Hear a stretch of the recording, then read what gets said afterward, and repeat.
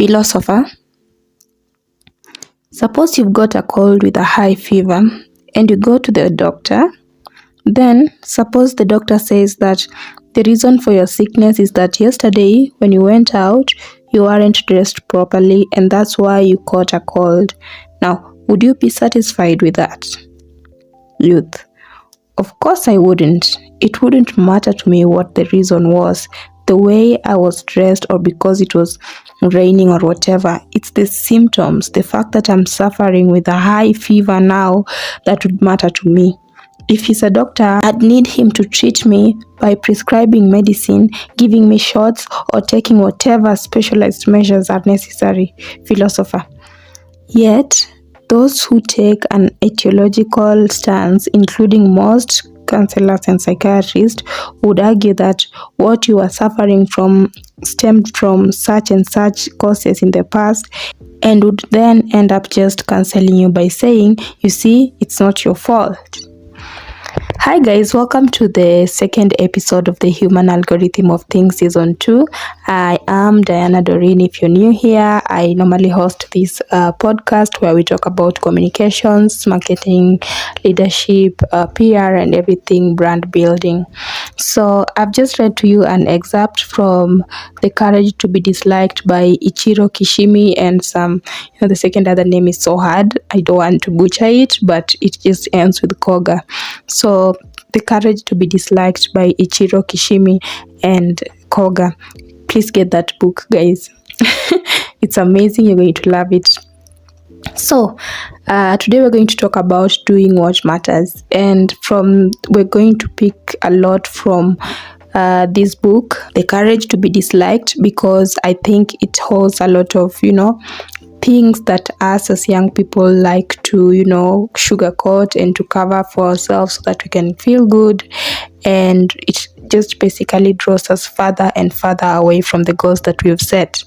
So if you haven't checked out our first episode of the Human Algorithm of Things Season 2, I'd really leave a link so that you can get it. We talked about setting audacious goals, and we talked about living a better life, living a more goal-oriented life in 2024. And now we're looking at doing what matters. This book, The Courage to be Disliked by Ichiro, is it depicts a story of a young person who as you've heard, is called the youth.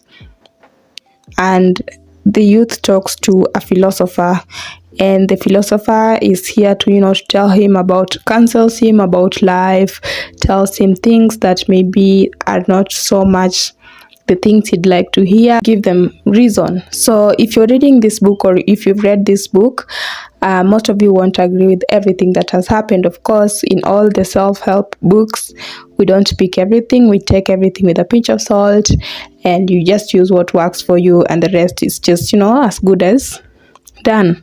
So when you're talking about doing what matters, so we're going to look at about 5 things that are related with the topic doing what matters.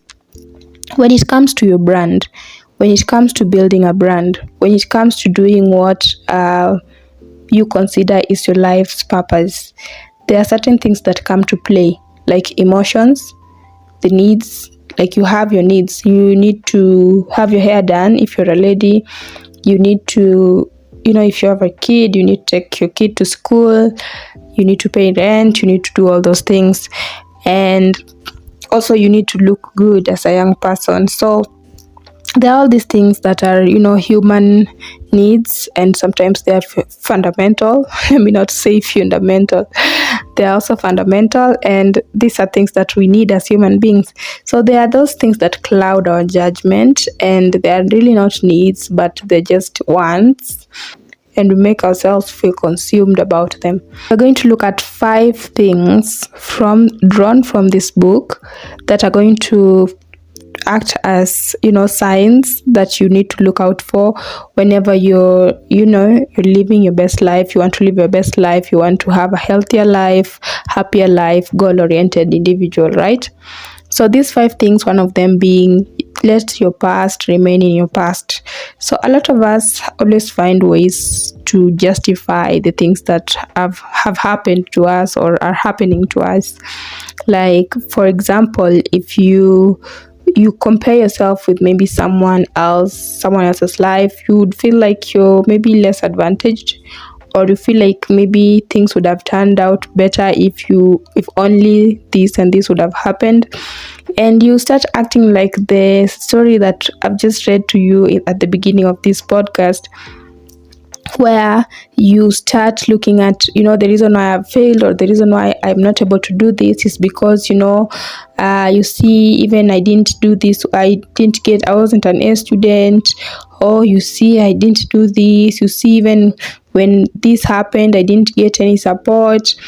And you start creating all this notion, but you see, all those things are in the past, and your past does not determine whatever you want to be.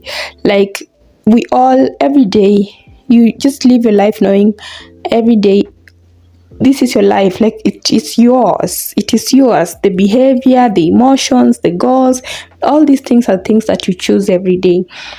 Like, let's assume this is a new day. You wake up in the morning. You have a choice, either to make your bed or leave it like that. You don't have to say that, you see, because I wasn't used to doing this, or because I am whatever reason. Like, you cannot justify an action by your past, or I wasn't taught how to do it, or anything. Like, you just get up. That's the first action that you can do in the morning.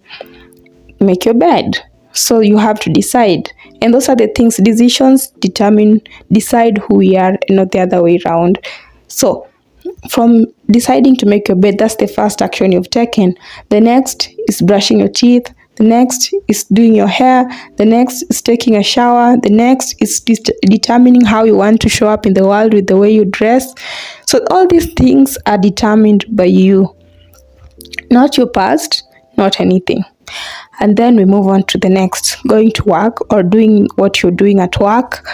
You can decide, okay, I am not getting the salary that I need, or I'm not well compensated. I mean, you're the one who took the job. Like, if you felt like the salary wasn't what you were expecting, then maybe you would have just turned down the job and looked for other opportunities, but you didn't. And maybe you'd say, getting a job is so hard, maybe you should upskill. You see, there are so many reasons that happen, and there are so many decisions that we make every day that create other decisions and make us, lead us to different paths, and it becomes a lifestyle. So choosing not to let the past determine what happens tomorrow. Like, when you wake up tomorrow, just tell yourself, this is a new day, and this is a new day for me to do something different.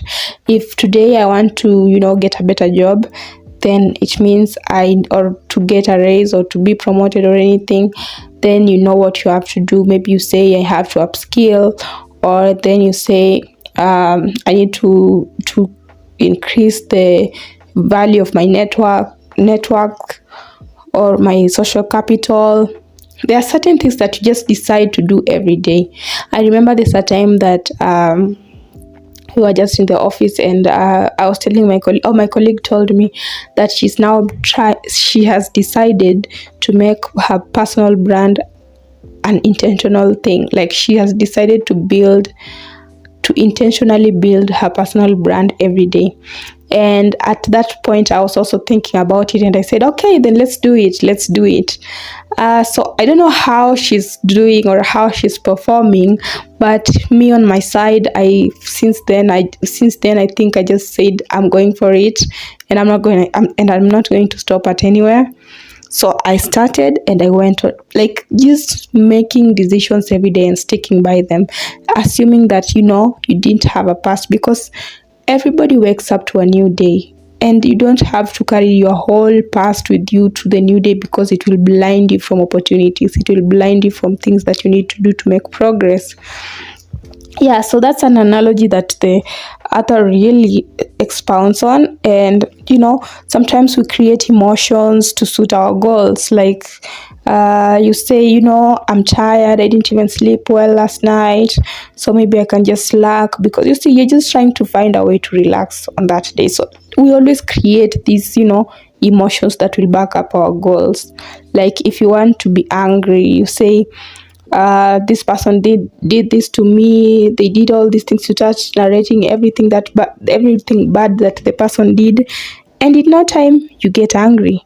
In no time you're so out of your moods, and you just want to do bad things or something, because you just want to justify the reason or the action that you're about to take. So mind about your emotions, mind about the things that you're telling yourself. And then sometimes feelings don't necessarily depict facts. You see, sometimes you're saying that, because let's look at Daniel for 1 second. Being a Christian, obviously, I would really refer to him like Daniel, or all these other, Daniel was an underdog, and all these other people in the Bible who didn't really have, Moses here. Was it Moses or Abraham, who was a stammerer, and yet he was chosen to do something very great. So imagine if all these people looked at their past and said, because I'm this, because I killed that person, because these other things happened, I'm not qualified, I'm not whatever. God already qualifies us. Like he qualifies us by giving us a new day. He qualifies us by giving us a new beginning every single day. So it's upon us to decide if this new beginning is for us to waste it on the past, or for us to take it and take advantage of the opportunities that come with it. Yeah, so the second one, all problems are interpersonal problems. The first time I heard this, I was like, oh no, it can't be. Then when you think about it, let's look at society, for example. When you're a lady, when you are not married, when you're 30 and you're not married, it's a problem. It's a problem. People say that you're weird and everything. And then when you're married and you're 30 and you do not have a career, it's also a problem. And people start saying all these other things.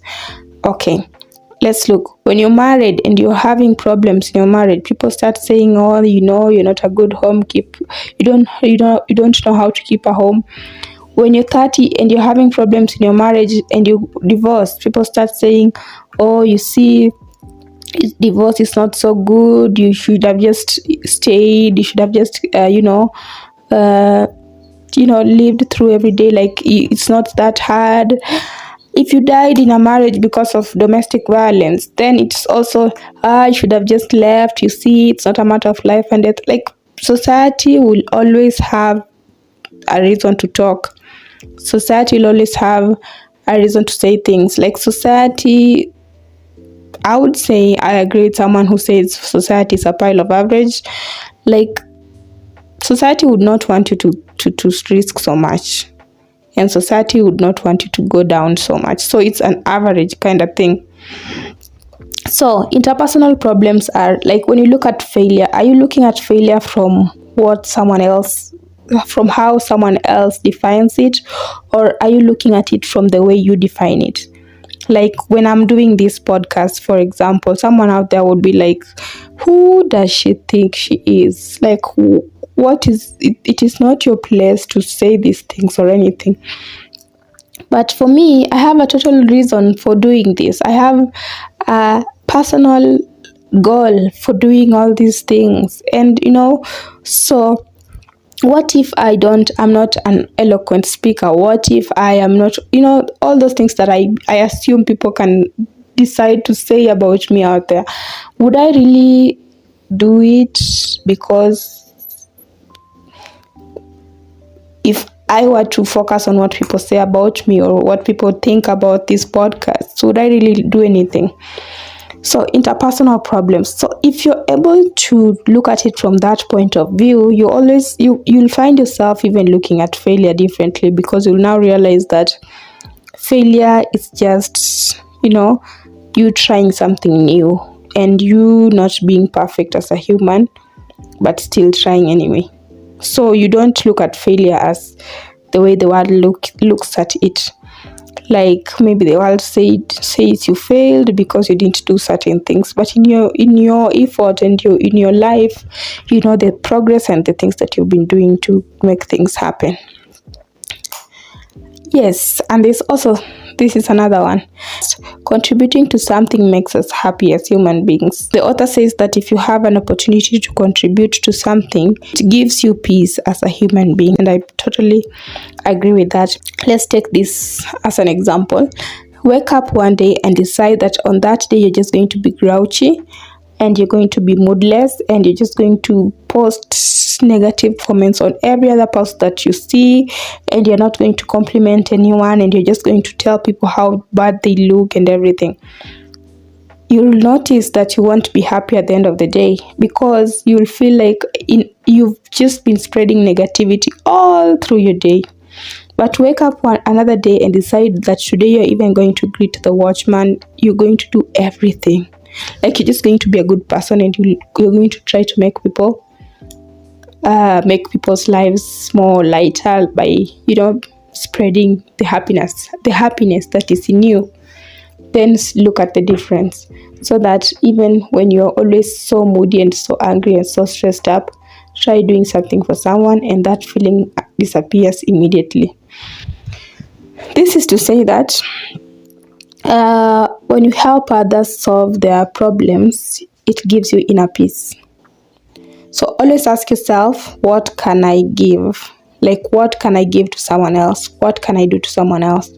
And that can only come from a person who's having a very calm and content heart themselves, because you cannot pour whatever to someone else when your cup is half empty. So work on fulfilling yourself first, then spread that love, spread that happiness, spread that joy. Like for me, I always work to fulfill myself, so that when I come on this podcast, I am fulfilled and I'm able to spread this to someone else, and I'm able to empower someone else, and I'm able to motivate and encourage someone else out there. So if you're angry, try to do something for someone. Think about it. If you can't get over yourself, you'll always feel stressed up and creating unrealistic problems that do not exist. That is something you can look into your life and see. And finally, freedom is having the courage to be disliked. If you don't care about what other people think, then you are able to do what you want, you're able to think what you want, and you're able to contribute positively to the society. Let's take an example. If let's look at who's this? Mandela of South Africa, Nelson Mandela, right? Let's see if Nelson Mandela would think about what other people would say. Do you think he would have been this person that I know today? Do you think just look at all these mighty people who have lived before us, and ask yourself, like, if they were to live a life where they care so much about what someone would think about them, what people would say about them. Like Nelson Mandela had something that was going beyond like passion. Like it was something that he had decided to do, and he helped so many South Africans. And you see, like, just doing things because you know that serves your inner purpose and it will contribute to the betterment of the community or of your society. Like that's it. Like whatever you want for yourself, that's exactly what you should wish for someone else. Period. So freedom is having the courage to be disliked. If you are afraid of suffering, you're already suffering from what you're afraid of. Like if you cannot go back and say, okay, fine, this is it, this is where it ends, and this is where I decide to take decisions for myself, and this is where I decide to live my own life. I don't care what someone says, I don't care what someone thinks, as long as I'm living the purpose that is in me.